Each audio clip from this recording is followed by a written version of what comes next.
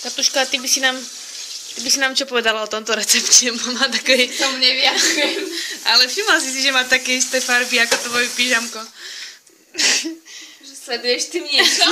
Chýba ti nejaké mäso do polievky, alebo čo? No nie, dneska máme zeleno-biely deň. Aj Mytická proste ide s nami. A Antikorová sa vždycky hodí, takže dneska sme zatiaľ... Dneska na írske farby. Áno, dneska to bude... Tanec leprekantov sa to bude... Zlatý kotlík na konci duhy. A všimni si tú bielú penu na tej zelenej špongy. A dneska... Dneska všetko ide s nami. Toto neumývam, modré neumývame. To modré neumývame, no. To je zajtra. Áno. A proste tam išlo cesnak, tam išiel cuketa, zelená. Mandragora.